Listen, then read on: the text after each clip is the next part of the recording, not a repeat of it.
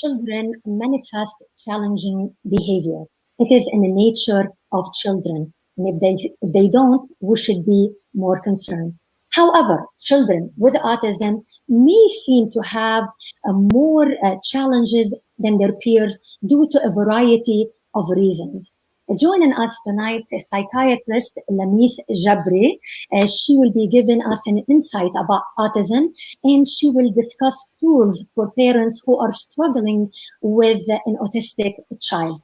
Also, we have Thomas Iland. He's an award-winning speaker and author. He will talk about his life with autism. Also, we have a special education teacher, Souad Habhab, to talk about her perspective about special needs children in the classroom. I'd like to welcome all of you guys tonight. Hi. It's a great Thank you. Nice meeting you. It's great to have you on the show. It's a very important topic. And I would like to start with you, Dr. Lamis. For the people that don't know or they're not familiar with autism, in a nutshell, what is autism? Okay, so first of all, thank you so much for having me. It's an honor to be here, and I'm very humbled. Tom Iland is a friend of mine and a dear colleague. And it's really nice to meet you, Ms. Habhab. I wanted to start off by just addressing the most important thing that I feel is important in this day and age, which is language and representation. Yeah. So in general, I'm personally of the view, nothing about us without us. So that means, whether we're talking about autism, anxiety, depression, diabetes, it's involving and hearing the people who themselves carry the characteristics or the conditions is central, the most important thing. Second is our language and how we word things. And that it's been an evolution in medicine where we're becoming more and more aware of the language that we use and how much authority our language carries and how that impacts people and creates stigma sometimes inadvertently. So the first thing I would like to address is that I personally choose to use the language that autistic adults have themselves told me they prefer. And so other autistic adults might prefer something different, like with autism or on the autism spectrum. But so far in my circle, most autistic adults with whom I am either friends or colleagues or know each other through various support groups prefer the term autistic adult, which is not what we are taught in medical school at all. In medical school, we are taught to say person with autism. So in the interest of sticking to what the population that I work with wants, I'm saying autistic adult. And the third thing that's very important in our language is when we use the term challenging behavior and special need. Challenging behavior right now is something that we all understand as, all kids have challenging behaviors.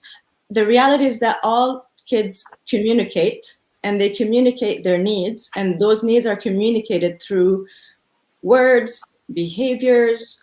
So rather than looking at something as a challenging behavior, again, our language is very impactful. We start to call things, what is the person or the child or the adults communicating to us in this moment, whether they're autistic or not, same thing. And then finally, the most important part, and I think that plays the biggest role, is the concept of ableism.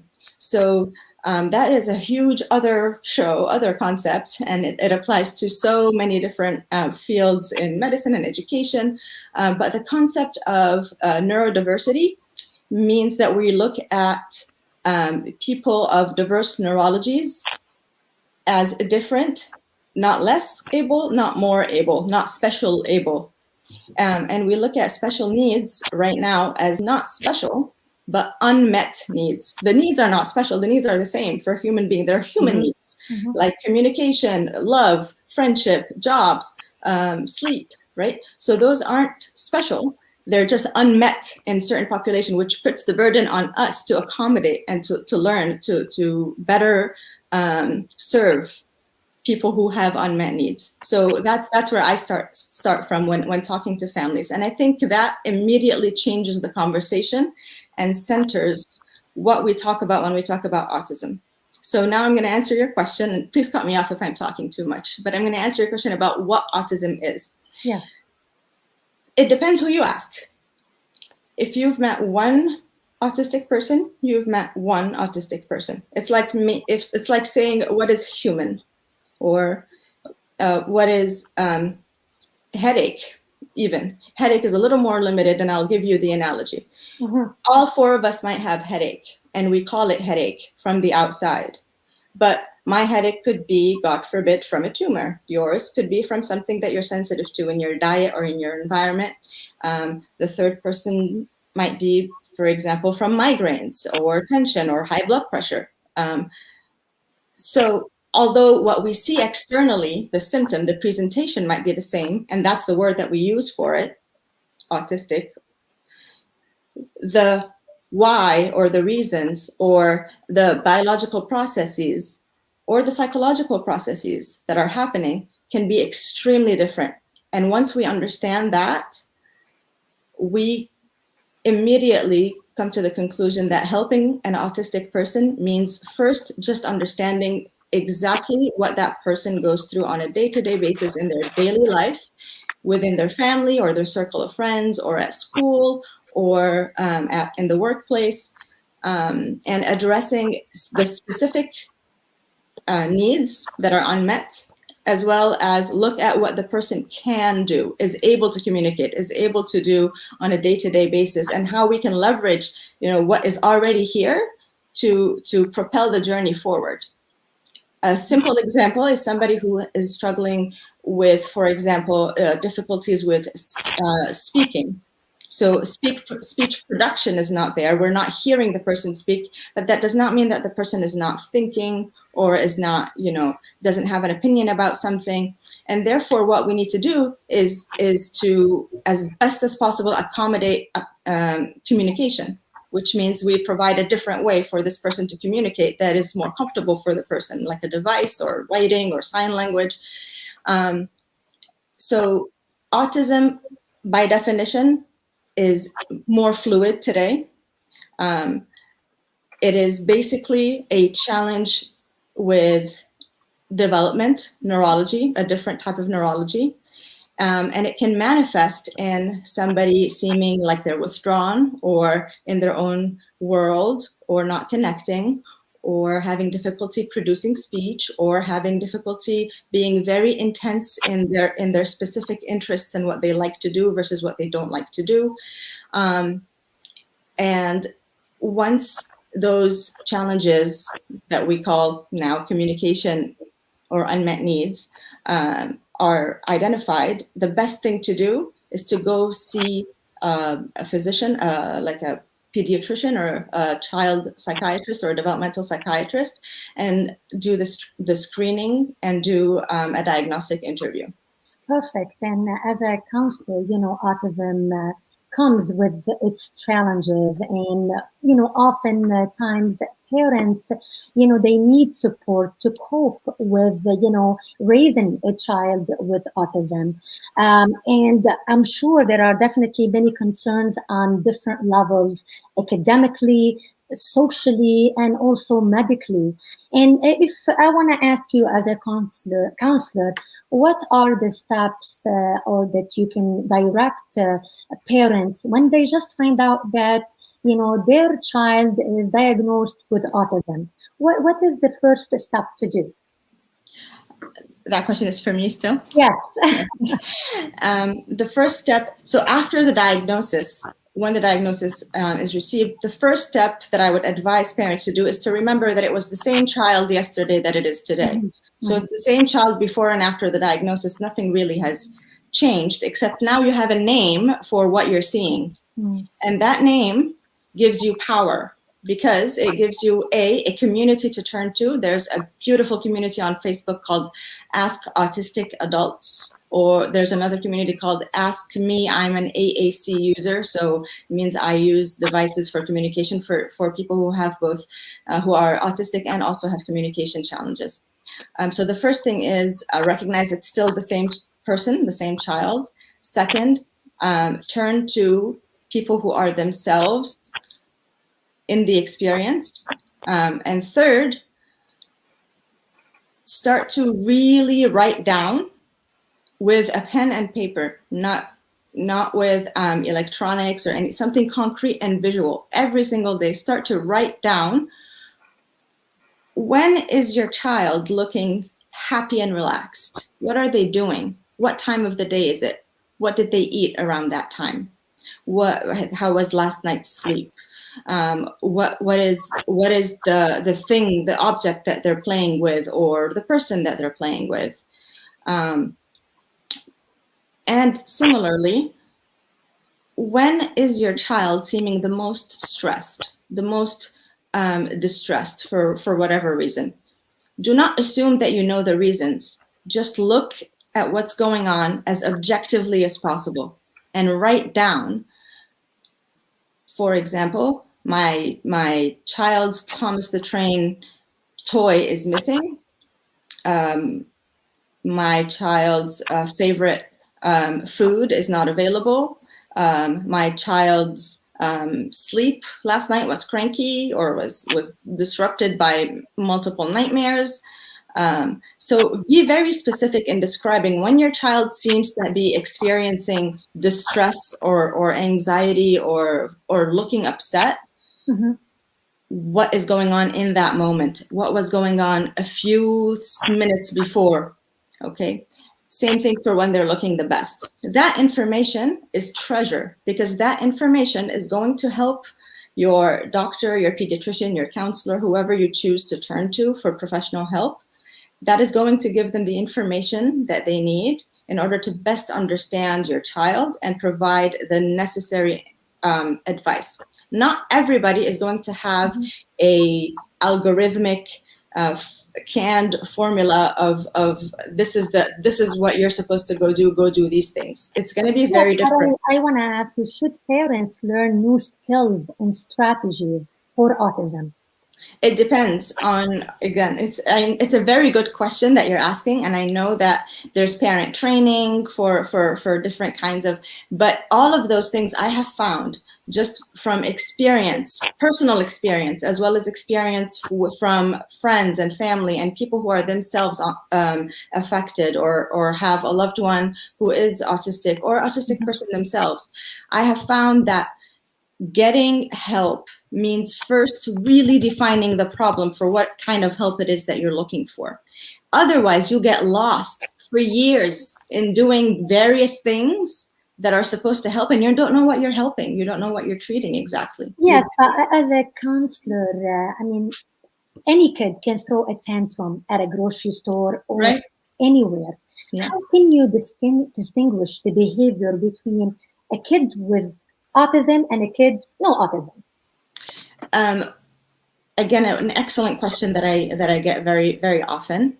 In the moment when the I'm going to use the word tantrum instead of unmet need, but when the tantrum is happening in front of you in the moment and your child is distressed, it does not matter whether it is because they're having a tantrum from being upset about not getting what they want, or whether they're distressed because something in their environment is bothering them. What matters is that they are distressed right now. There is no passport or hall pass for if it's because of the autism, then it's okay, and we provide empathy and support, and there's these coping skills, versus if not, then it's bad parenting and you should be ignoring all of this and you should be setting limits and boundaries. That had been the thinking in the past, and not just for autism, but also for a lot of other conditions like ADHD. In the moment, what parents need to learn is this child looks like they are distressed right now. Right now is the time to comfort.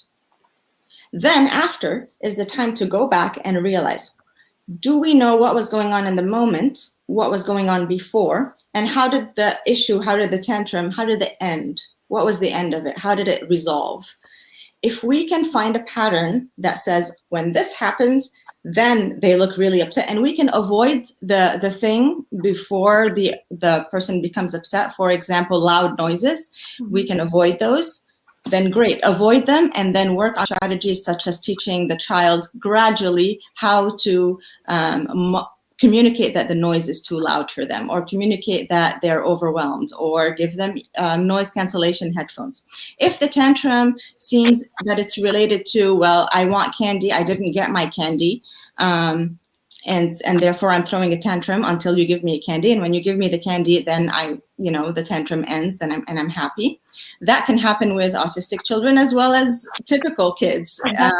right? That is an entirely different need for both types of kids. And in that situation, the tools that the skills that the parents need to learn is teach the child how to communicate that they're upset in a way that is that does not then provide a reward for being upset. So yes, time out is one of the methods that parents use, to stop a behavior that does not work with an autistic child, obviously.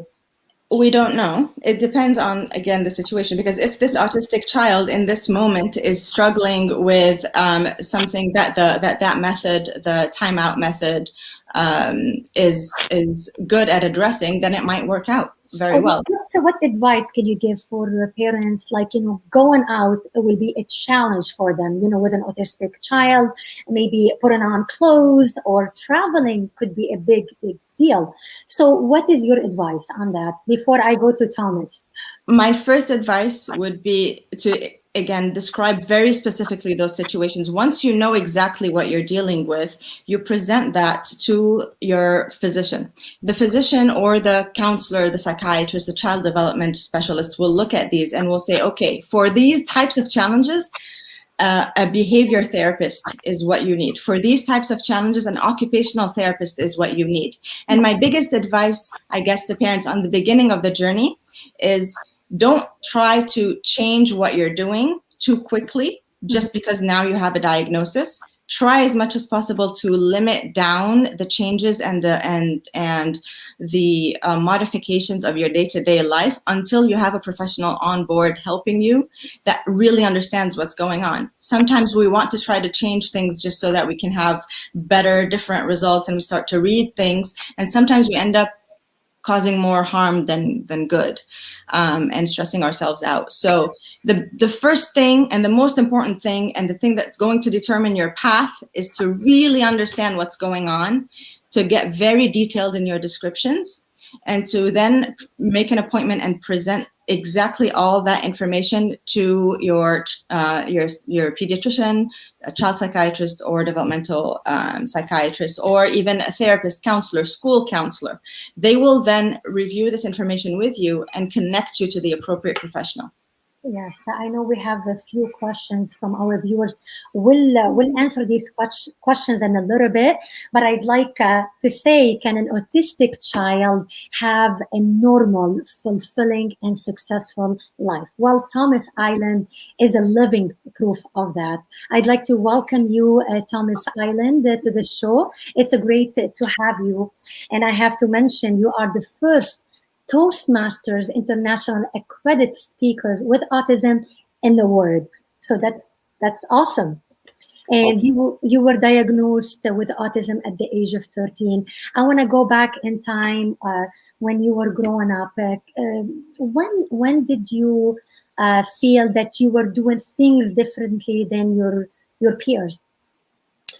Well, I would say it started right around the time I was 4 years old, and my aunt, my mother's sister, was the autism specialist for the state of Illinois and suggested to my mother that I might be a little different.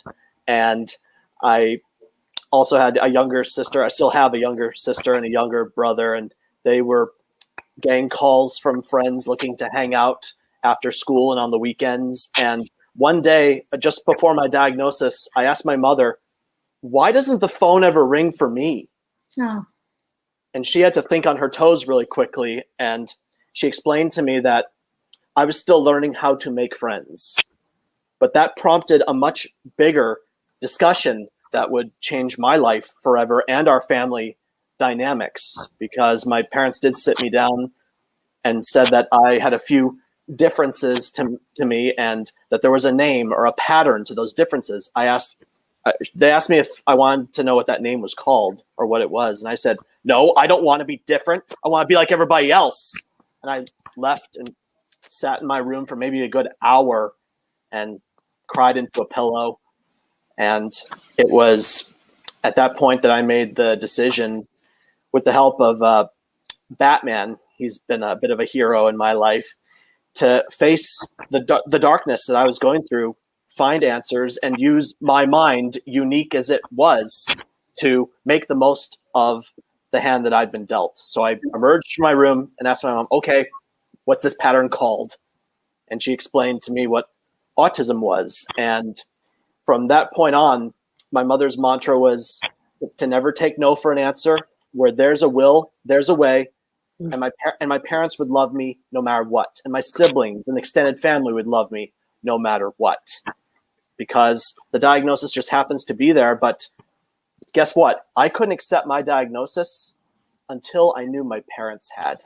Mm-hmm. So at what age they told you about your diagnosis? I was 13. Oh, you were 13 when they told you. Okay. Mm-hmm. So can you tell us about some of the problems and difficulties that you had growing up? Well, since autism is a social communication disorder, I found that talking with my peers, interacting with them in the classroom was difficult. A lot of times they wanted to do their thing, and when I attempted to play games with them or interact, I ended up playing in the corner by myself. And that's, I think, a big misconception in the autism community. Like, we tend to think these young people want to be by themselves, have their own fun, and so they're playing with their own toys in the corner by themselves, and they like that.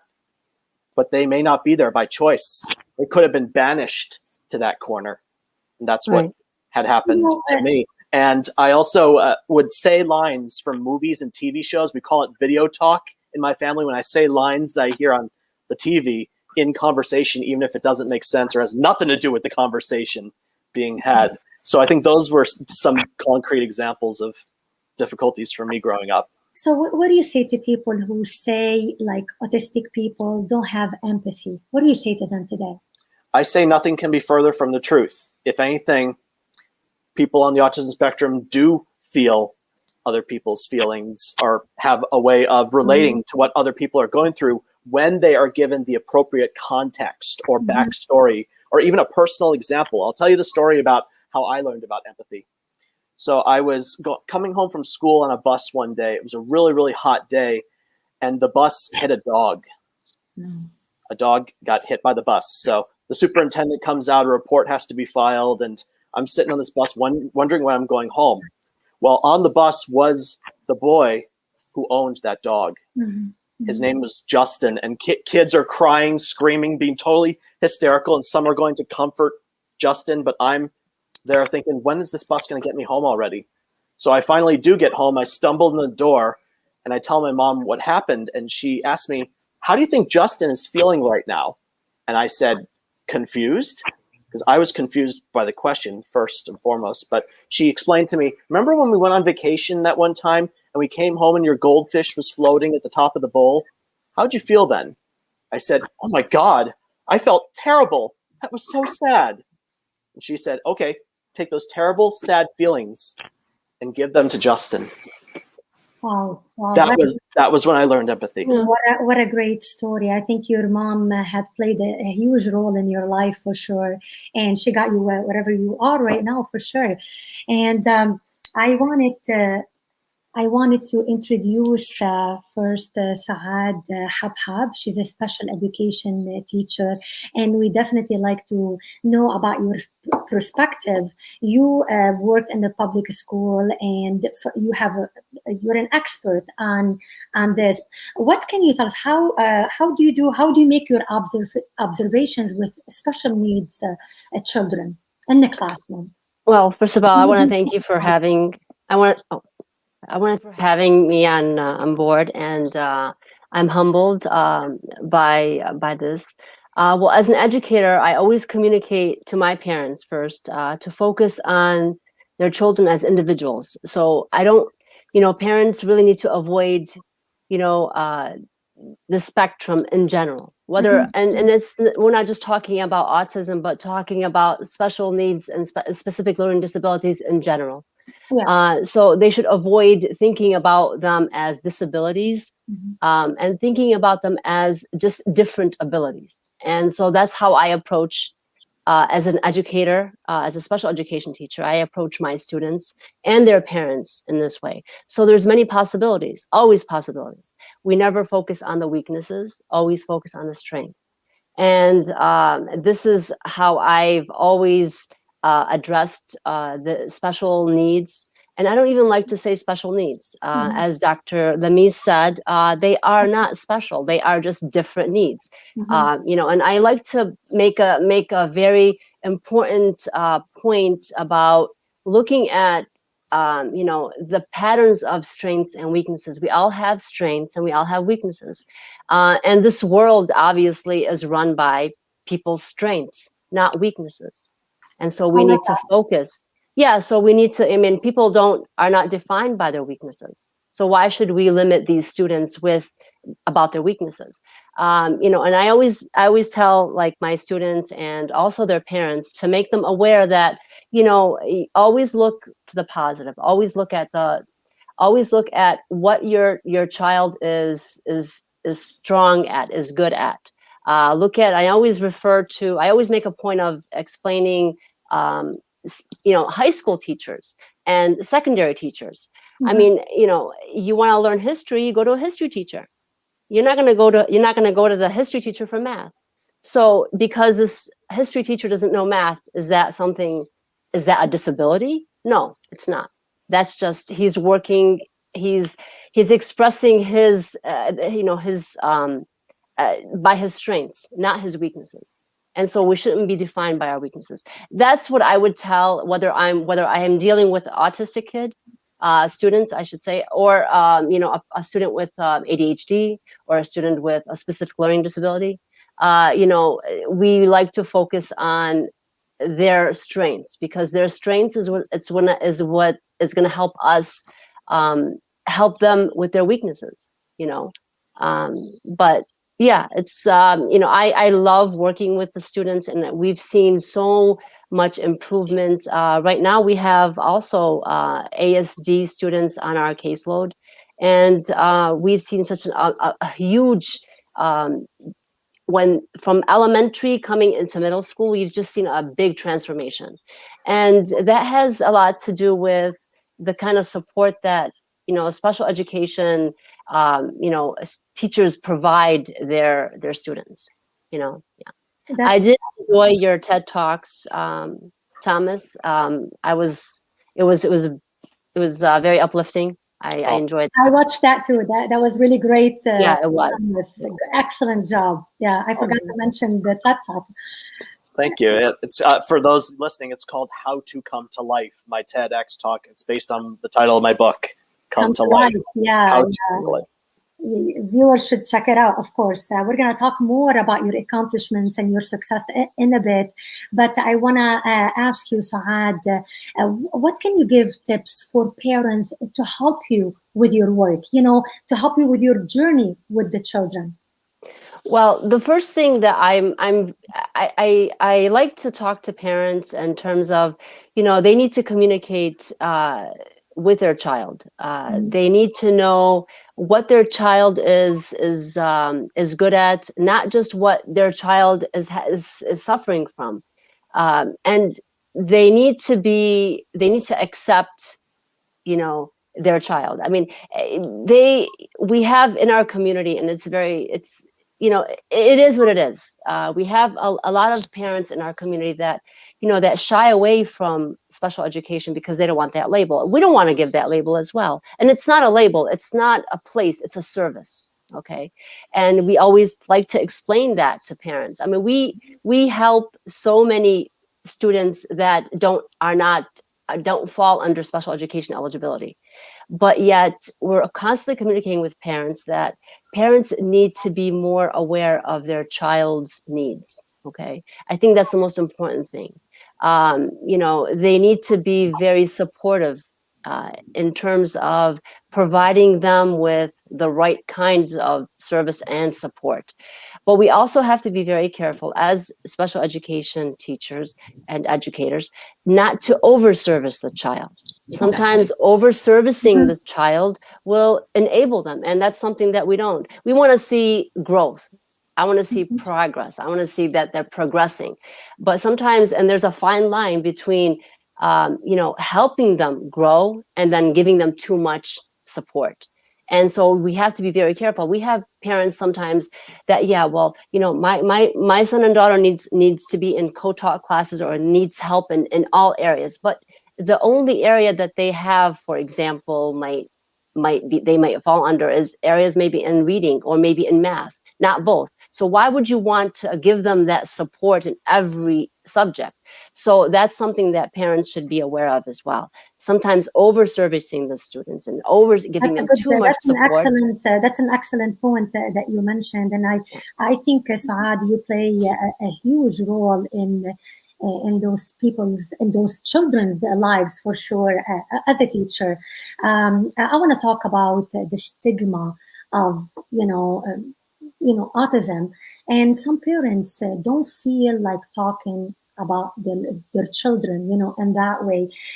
Don't we think sometimes that when they don't, they will not pursue the right diagnosis, the right treatment? That goes for all of you guys. You can, Lamis. So we created the stigma. Society, all of us, doctors, physicians, it doesn't matter, we're all humans. We create stigma about things. And so we need to deconstruct it, like diffuse it. So I go back to the first thing that I was saying. Our language is extremely powerful. When we define things using language that strips people away from hope of success or hope of leading a life that they feel pleased with or where they feel at peace. When we use terms that give you a sense of hopelessness almost, then we create stigma. Nobody wants that, of course. And so when we're talking about disabilities, any disability that is defined as a disability in the ADA, or when we're talking about neurodiversity, or when we're talking about any human condition, we need to distinguish between diagnosis and prognosis. A diagnosis is a slice. It's like you have a cake, right? And let's say it's a marble cake, and part of it is going to have chocolate, the other part is going to have strawberry, the third part is going to have vanilla. A diagnosis is like you're slicing the cake, and you see strawberry right now, you don't know that there's vanilla at the end of it. So you can't predict. If you are basing everything that you think is going to be the flavor of the cake just based on this slice, you're going to end up missing out on a lot. You might put the cake away and go, I really don't like strawberries, so I'm not gonna give that cake a chance. So it's a really simplistic analogy to say, and a diagnosis is a slice in time right now. Sometimes that diagnosis sticks with you and travels with you through time, and the criteria of it might change. Other times you might find that a lot of the criteria are no longer applicable, or they've morphed, they've transformed into something else. And so when you talk about prognosis, it means, all those questions that we have that create both hope or hopelessness, stigma or acceptance. Am I going to have a successful life? Am I going to get a spouse or a partner? Am I going to be able to have kids? Am I going to be independent and make money? And am I going to be happy and healthy? All those questions, nobody has a crystal ball, but there is no reason why. This is what I tell individuals, parents, loved ones. There is no reason why this specific diagnosis is giving you a bad prognosis at the time that I'm first meeting you, or that we're having these discussions.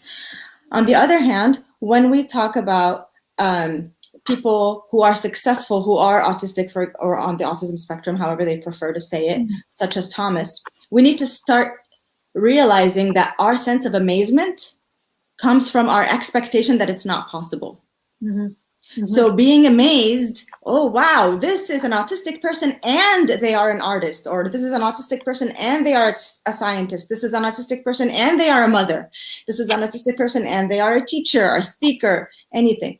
This comes from our own assumption that it's not possible. Once we check ourselves and say, we need to live in a world where it's not amazing. It's not what's amazing about Tom is not the fact that he's autistic and a Toastmaster.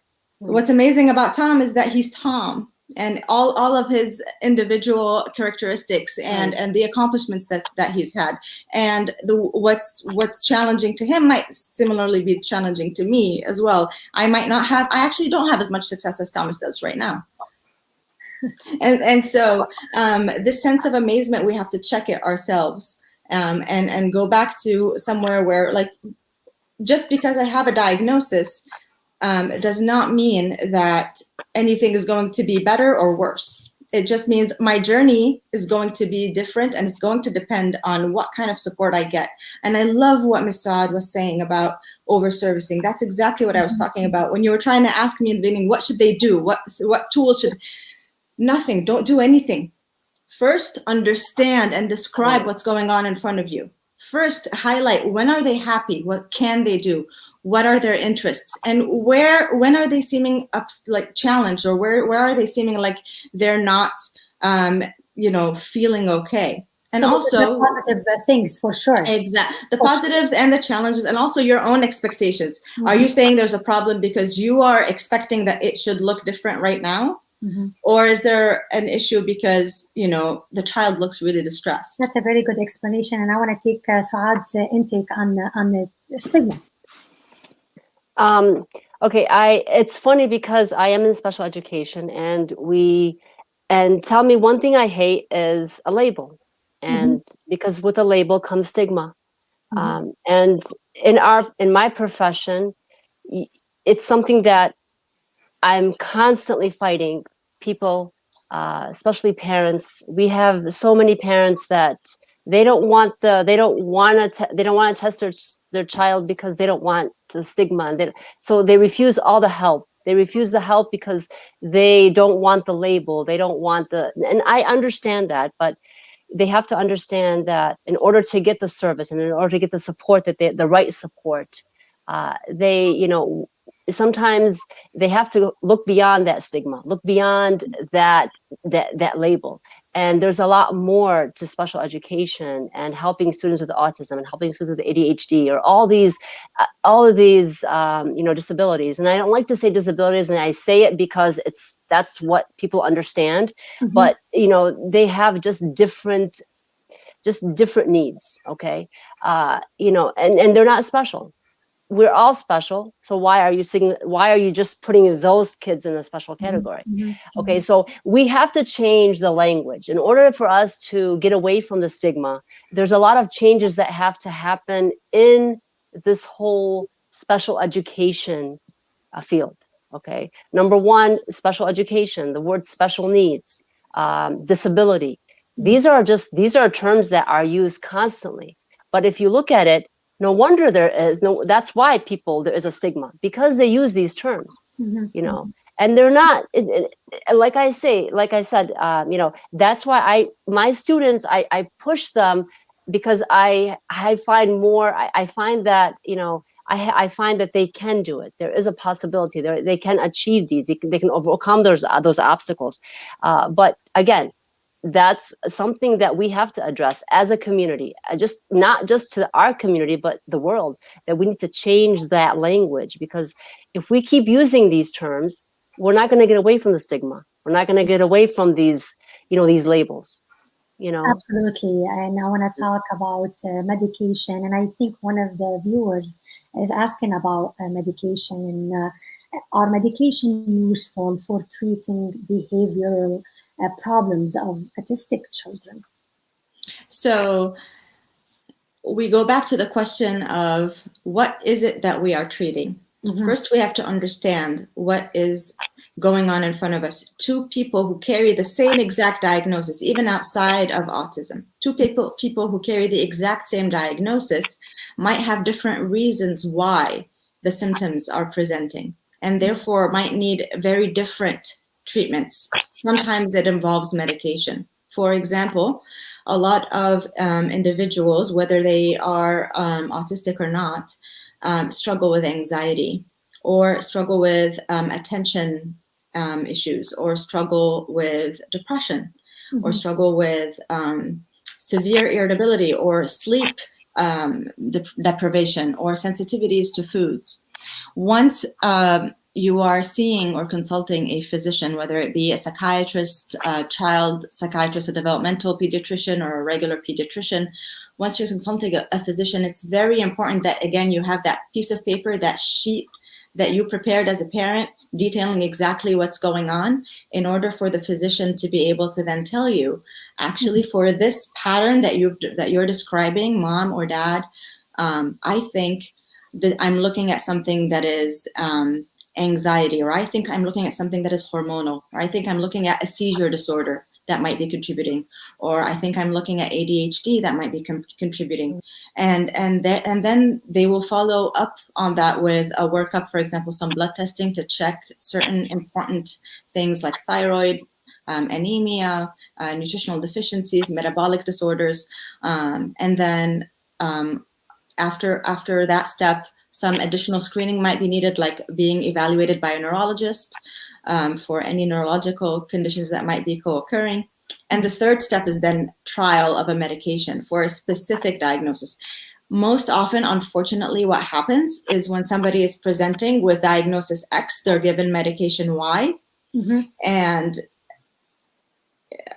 the result is confusion, uncertainty, whether any changes that are happening, whether they're positive or negative, are secondary to the medication or not. So the short answer is yes, there is a role for medication when it is identified that whatever is contributing to the symptoms that we're seeing is a medical issue that requires a medication. Okay. And one of the viewers is asking if autism is genetic, and what are the chances to have, if you have an autistic child, to have a second child with autism? Okay, so there's a very big difference between something that is heritable and something that is genetic. So the two terms are very, very used very interchangeably, but they mean different things. And I'm not going to go into that, but there are certain genetic conditions that are mutations in our genetic code that cause conditions that present along with autism. Some examples include Down syndrome. Sometimes they're at higher risk of also presenting with symptoms of being autistic. Fragile X syndrome, tuberous sclerosis. These are all genetic conditions. And in heritability, once you have one child who is diagnosed correctly, to be autistic, then yes, you have a higher chance of having the second child also having a similar diagnosis. But that does not necessarily mean that it's for certain, and it also does not necessarily mean that it is caused by a genetic problem. It could be something entirely different that makes it heritable. Excellent. So we are going to take a small break, and we will be right back. Thank you.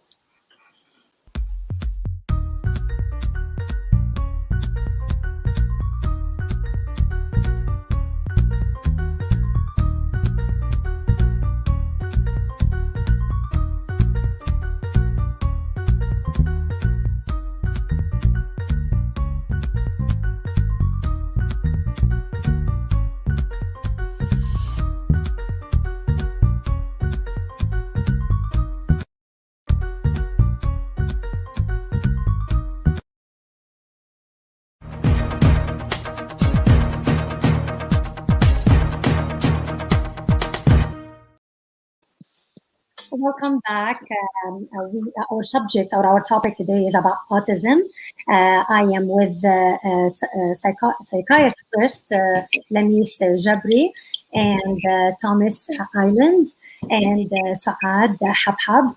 Welcome back, guys. And I want to ask you, Thomas, so when did you feel that you wanted to tell your story? When did you feel it was the time? All right. So shortly after my diagnosis, I knew I was good at math and I loved Star Wars, and I made it my goal in life to be George Lucas's accountant.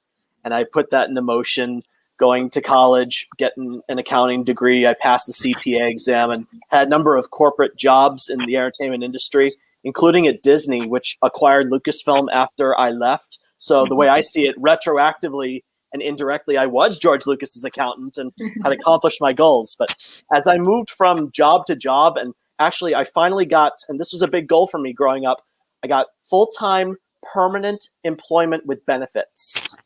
This is missing in a lot of people's lives, autism or not. Full-time permanent employment with benefits. I finally got a job, but my diagnosis was actually used against me because by that time, I realized how little I knew about accounting, and my manager, after I self-disclosed, basically thought I had lied to him.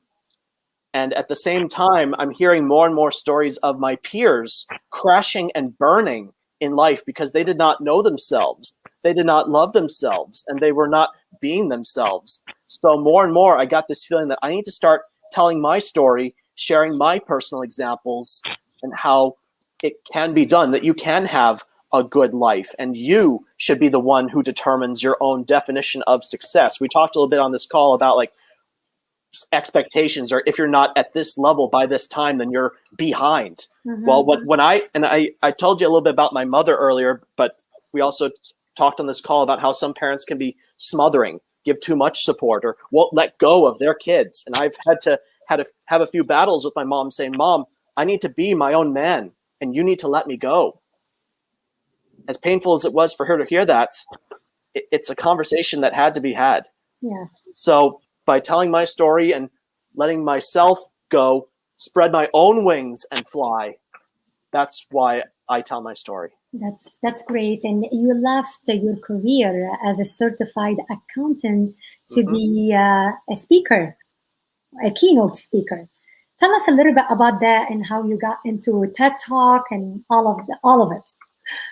So right before I left accounting, I heard about the Toastmasters International Organization. It's a nonprofit that helps you improve your public speaking, your communication, and your leadership skills. I'd first heard about them when I was in 6th grade. And I helped charter a club because I knew I wanted to give speeches and presentations, and I had to polish up my skills a little bit. So I started working with that and towards some of the designations they offer, like Distinguished Toastmaster, and accredited speaker is reserved for professional speakers that use the art of public speaking in a particular trade or line of work. And there are only 88 accredited speakers in the world. And I got it 2 years ago because the way I see it, if someone with a social communication disorder like autism can master the art of socializing and communicating that is public speaking, the message I wanted to send to myself, my peers, and the world really, that you can break barriers, you can overcome obstacles, you can make something of your life when you put your mind and your heart into it. So that's the message that I sent. And I did the TEDx talk, How to Come to Life. I basically, it was a lot of asking until I heard a yes, because I got plenty of no's. Basically, you can access the directory at the TED website. And you can access the directory of organizers. I started with those with the last name beginning with the letter Z, because I figured they're not viewed as much as those at the A, B, and C. So I contact the organizers with the last name starting with Z and worked my way backwards until one of them said, all right, come on out to my TEDx event and give your speech. So that's how I got that. And you have a mission now to inspire people all over the world, obviously. And really help them see that life isn't going to come to you. Some kind of miracle is not going to just drop into your lap. It's up to you to come to life. Yes. You have to be the one that goes out there and makes things happen for yourself. Go to where the action is and see that you have what it takes. You have to pick yourself up if you get rejected, or if you fail, or if something doesn't work out the way you wanted. And you have to be the one that makes yourself happy. Others aren't going to make you happy. It starts with you. And you have to be the one to give yourself to an ideal and make the world a better place. 100%. Found it. 100%. And I want to talk about education. Can an autistic kid go to a regular school? For Lamis. For me, okay. First, I'd like to piggyback on what Thomas was saying. it's up to you if that's what you want. First, you need to know what you want, what makes you comfortable. You might be somebody who is on the journey to finding out that you really like to be by yourself, and it makes you happy. It makes your family, parents, other people upset and worried, but you are feeling happy about it. Go and talk to a physician or a therapist or a counselor and explore that a little bit. Like, I feel completely satisfied with how it is right now. However, everybody else seems to not be okay with that. Let's discuss this and let's see. So is it really that I'm too afraid to actually break out of whatever is holding me back? Or is it that I'm actually happy and healthy and doing fine? It's other people's expectations that are getting me in trouble. So that's one issue. The second issue, you were talking about, can an autistic child go to regular school? Absolutely. They have been in regular school our entire lives. They have always been there. They're not new. They haven't landed, from Mars like very recently. And when we talk about when we talk about recognizing autism, it's just because we are talking about recognizing challenges. That's really when people are saying, oh, we're having a lot more in the classroom. And what you're saying, what I'm hearing as the physician or as the parent or as the friend, is that you are noticing certain people exhibiting certain challenges or communicating their needs to you differently than what you expect. And therefore you're assuming that it is because as an autistic individual, this is what you're going to look like, and therefore you can't be in this classroom. But you might be missing 5-6 other people who do not manifest anything outwardly towards you, but are autistic. So an autistic person and a child can go to regular school, absolutely. And just as any child can manifest problems. And when you get very specific in describing what kind of problem is happening, in what context, and what are the circumstances, then you can know exactly, okay, this classroom environment is a good fit for this child, or this classroom environment is not meeting the needs of the child. And in that context, either we support and accommodate, or if there's absolutely a need to change the environment, then we change the environment. And there's nothing wrong with that. You would never tell a fish to go live, in a tree. But you also would never, deny a fish the right to be in the ocean just because, it swims the other way. So it's different ways. You mentioned that what about if the school does not meet the kids' needs? Okay, so should they go to a private school or a different school? What do you think? We're not talking about special program. We're talking about to take them to a specialized school. For me? Yes. Okay.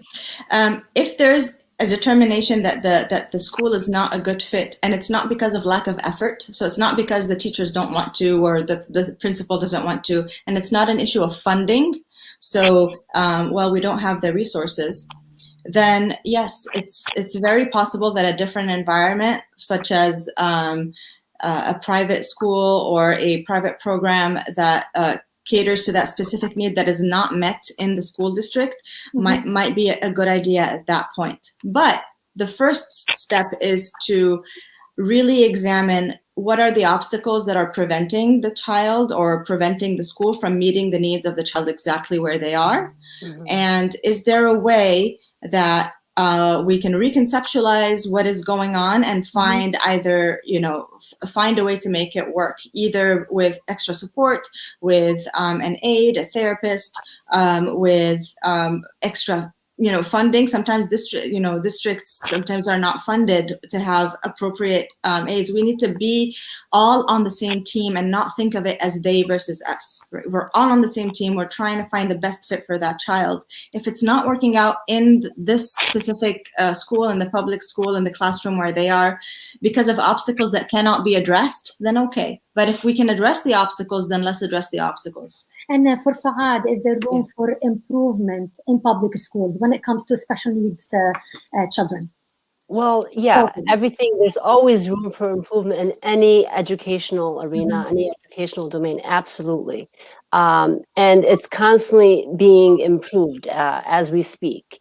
As I also want to address in terms of the services that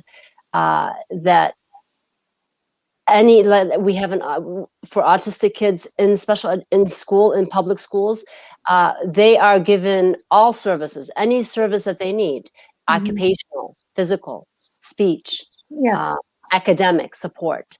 And sometimes, we try to provide the least restrictive environment, because we don't want to confine the student according to that, that label, that no, he can't do this or she cannot be outside of this environment. We want to provide the most normal academic environment for the student. And they have so much funding. The funding for special education in public schools is first and foremost. So and there's so many services that are provided for the students, especially autistic kids, students. And also, I want to add too that depending on the severity, depending on the the spectrum of where they lie. I mean, if it's severe, they have even in those contained resource rooms for those severely autistic students. Even within that restricted, there is they try to provide some restriction, some removal of that restriction, and giving that student access to the general education classroom. So there are, but we try very hard to try to provide the least restrictive environment, because we want to create a normal environment for that child. And I think that's the goal for special education. Great. So I want to answer a question here. She said, I have a daughter who's 23 years old. She has a superior autism. Is there no cure or something to calm her down? She's very difficult, doesn't speak at all. I need a lot of help with her. She's very aggressive, sometimes hits herself. And how can she get more information? How can she help her daughter? The first step, again, is to recognize that everything that you just said right now is in a 23-year-old person, something that needs to be directly addressed with a physician, whether that be a primary care physician or a psychiatrist or a neurologist. You need to go see the specialist and sit down with them and talk about exactly just the way you described so beautifully the challenges. Describe more in detail, a lot more detail about the day-to-day life, the day-to-day issues that come up, and also what your daughter is able to do. What can she do already? And I'd be happy later on to address questions in Arabic, for example, or write back some comments, or offer some of my time for free to discuss some things to help people kind of navigate and get services that might be helpful to them. But what I'm hearing is this is an adult who struggles with communication. So the first thing is that they need to find a way to communicate directly. If it's not through speech, it needs to be through some other method. And I'm happy to discuss that more in detail. Okay, and I think we have another question regarding food, and should autistic children avoid certain food? Okay, and that goes back to when you've met one autistic person, and the causes are very different. Some people have really high sensitivities to certain types of foods, and if you are one of those people who have very high sensitivity or allergies or intolerance to certain kinds of foods, then of course eliminating those foods from your diet is going to help you. However, what I see very often is a lot of parents and families go on these very restrictive diets that cost a lot of money, increase stress, and produce absolutely no results, because it's the wrong approach for that specific issue, the specific thing that's presenting. So people get very excited about eating healthy, but eating healthy can be different for me versus you. So. Okay. Okay. I have 3 kids with autism. I don't know why you describe the problem as an easy problem. Autism is a very hard problem. Don't tell me they can go to the regular schools. I have one in home and no one can even touch him. So what's your answer to that? My direct answer to that is, it is true that the challenges that you are facing as a parent in the family and your child is facing are very difficult. However, that does not mean that solutions are not possible. It only means that the solutions have not yet been identified. And I'm sorry that that has been happening for your child. Not every kid, whether they're on the autism spectrum or not every kid is going to be able to attend regular public school. And the term least restrictive environment is something that we like to use. Sometimes a regular classroom, we think of it as least restrictive, but in fact, because of all the help that is going to be needed, that actually is going to be a more restrictive experience.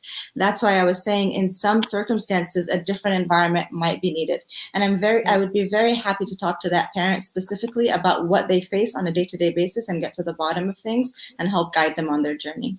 And now I have to promise our viewers that will be another episode about autism in Arabic with me. Dr. Lamis, for sure. Yeah, we promise you that, because we have, I think, a lot of questions, and a lot of people prefer the Arabic language, Of course. Okay. And to Thomas, when it comes to jobs, would the autistic people have the same opportunities like the rest of us?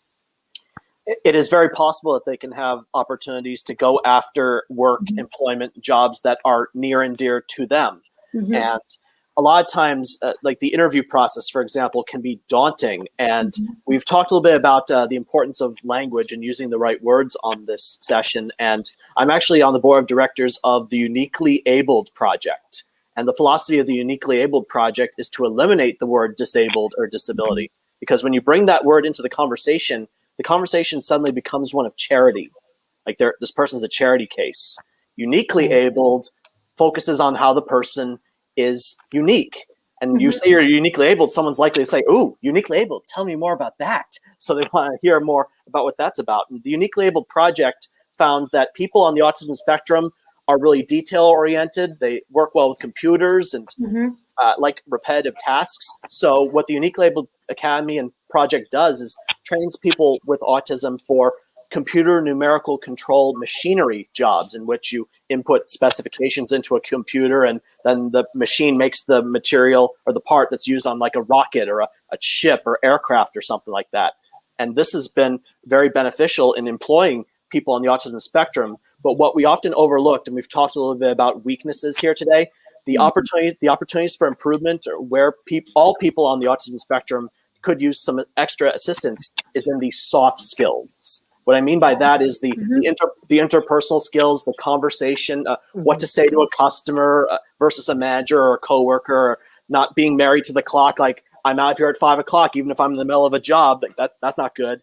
Or not being the smelly person in the workspace, learning about hygiene and things like that we pick up on from experience, but has to be more directly and explicitly taught to people on the autism spectrum. So it is possible for someone with autism to find a job that makes them happy, hopefully makes them a living. Maybe they can save some money for a rainy day.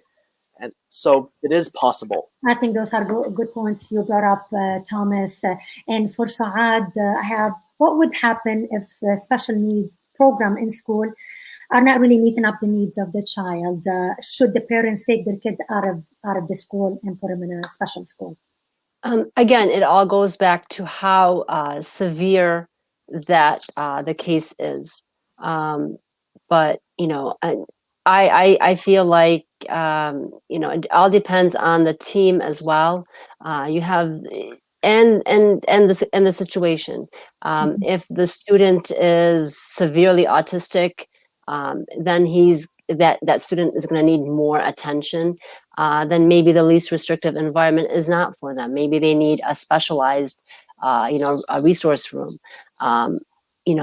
So again, every situation is different. But again, I always like to look at the positive, and where there is a way, where there is a will, there is a way. And I'm very hopeful when we deal with our students that come to us, how, again, every situation is different, but there are the severe cases, they may need more special, needs met. And it's very difficult sometimes to put them in the least restrictive environment, Could I interject? Go ahead, yeah. Okay. Yes. So I'd like to speak about severity. Our definitions in autism are constantly evolving, just as our understanding is evolving. Right now, when we talk about severity, we don't use the term severity, and we also no longer use functioning labels like high functioning, low functioning, because those words are not helpful. They don't tell us what we need to know. Instead, we talk about level of need, and we number the levels: level 1, level 2, level 3. Based on the level of need is based on exactly that list of things that I said the parents need to be writing down, like what exactly is going on with your child or with your loved one, or if the person has insight and wants to express their own challenges. Even children, they contribute, they write things down. I have little kids, like 8-year-olds, write down, I have trouble getting unstuck in my head, which means, I'm very, very stuck on something, and I'm having a lot of trouble stopping that focus. And a child can have insight if you give them room to express it. So the level of or what we call severity is going to be dependent upon how many functions in their day-to-day life are they going to need help and support for. So it will correlate with level of support. In addition, extremely importantly, there are medical disorders, medical problems, biological issues like seizures, again, food sensitivities, autoimmune problems, which is why I go back to the very initial list of things that the parents need to write down so we know what to investigate. There are medical problems that overlap, just like they can happen to anyone. They can happen to kids who carry a diagnosis of ASD. And if those go under the radar, untreated, and everything that we see is attributed or assumed to be, because there's autism, that's a huge mistake. This is why I never like to give, when parents first hear a diagnosis, this is what you should do, because it's going to lead down very, very dangerous paths. What we need to do is really assess each situation. And I'd like to really go back to that person who was talking about the 3 kids that they have and how they feel like the system is failing them and how they feel like it's really hard. I'd like to offer them a session with me for free to talk in Arabic or in English, however they're comfortable. Excellent. And really understand what's going on. Excellent. We have a lot of questions here, and it's over an hour now, but I'd like to hear from you, Thomas. What is your advice, as an autistic adult, what is your advice to parents who are struggling with an autistic child today? I would say, or suggest at least, to see less of the problems and the perils and more of the potential and the possibilities. And it really does start with the parents believing in their children, because the moment you stop believing that they won't have a good life, the moment you think my child's going to live with me for the rest of my life, boom, it becomes your reality. Yes.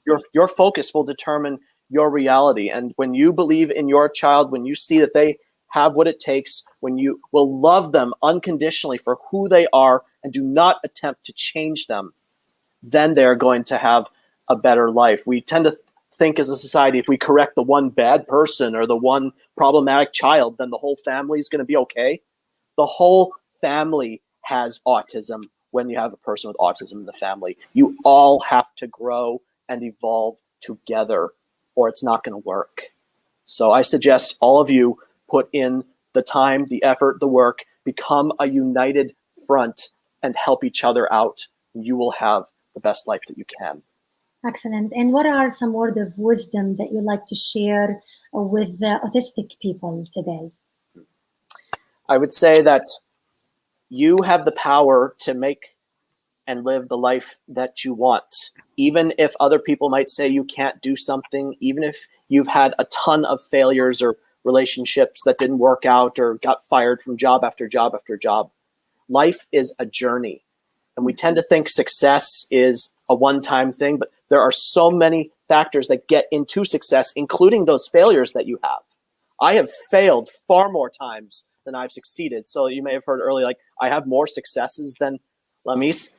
I have successes in my own respects. She has successes in her own respects. I think we should all find ways to celebrate the little things, the little accomplishments. Did you get through the whole day without a meltdown? Did you start a conversation with someone you've never met before? Did you do something that scared you today? When we get out of our comfort zones, and this is what you need to do, rather than stay in your own bubble, go into unfamiliar places, have experiences that you're not sure what's going to happen, because that's what's going to help you live, grow, and be your best self. That's awesome. Thank you so much for these words, and thank you for bringing awareness and acceptance to autism. Thank you so much, Thomas Iland, and I'd like to thank all of you. I think Souad is gone somehow. I don't see her on the screen anymore. But I'd like to thank Souad Habhab, who is a special education teacher. I'd like to thank psychiatrist Lamis Jabri. And as we promised, we're going to have another interview in Arabic with her to talk about autism, التوحد. Thank you so much, Thomas Iland, and best of luck with everything that you do. And I see more success coming to you for sure. Thank you very much. And I'd like to thank our viewers, and have a good night. Thank you. Thank you.